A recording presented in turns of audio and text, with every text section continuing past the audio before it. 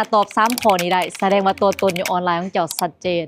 1ถ้าคนคิดเห็นเฮาเขาคิดเห็นหยังเป็นอันดับทำอิฐยกตัวอย่างคือจังสองบนหูเองถ้าว่าเรื่อง personal brand เรื่องการเฮ็ดคอนเทนต์เรื่องการสร้างตัวตนของ CEO branding บ่สินะเขาจะคิดเห็นสองบนหูเนาะซ้อนถึงการคิดคอนเทนต์ถ่ายทำตัดต่อ TikTok จังซี่นะ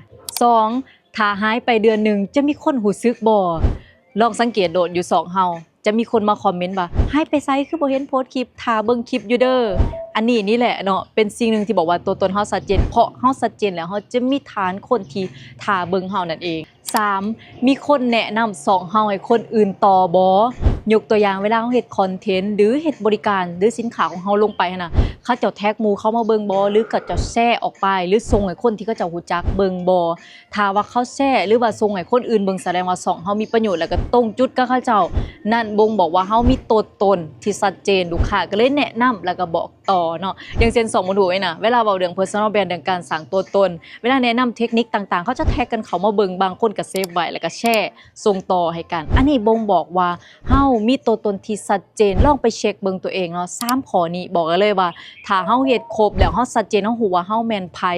คนอื่นเบิ่งแล้วเขาเจ้าฮู้เลยว่าคันคิดเห็นเรื่องนี้ก็แม่นคิดเห็นเราจังซี่นะถ้าคิดเห็นหาดสปาแม่นคิดเห็นหาดนี้ถ้าคิดเห็นหาดซักคิ้วที่งามแล้วเป็นหาดนี้เฮาต้องเอาตัวเองออกมาพรีเซนต์มานำเสนอให้มันชัดเจนให้เขาจดจำว่าโอ้คันสิไปหาต้องไปหาผู้นี้เท่านั้นแต่ถ้ามื้อนี้คำถาม3ข้อง่ายๆนี่นะเฮายังตอบบ่ทันได้เทื่อนี่นะมันบ่แม่นเรื่องน่าอายหรือเรื่องกังวลเลยมันเป็นสัญญาณบ่งบอกว่าเฮาต้องฟ้าวกลับมาตอบตัวเองแล้วก็ชัดเจนกับตัวเองไวๆเนาะเพราะยุคนี้นะถ้าเฮาชัดเจนกับตัวเองไว้นี่เฮาจะได้เปรียบเนาะเพราะว่าลูกค้าเฮาเขาจะบ่ได้รอท่าเฮาแน่นอนมีบักหลายๆสินค้ามีบักหลายๆบริการมีบักหลายเจ้าที่เขาจะไปเรียนคิวจังซี่นะถ้าเฮาชัดเจนไว้เขาจะมาหาเ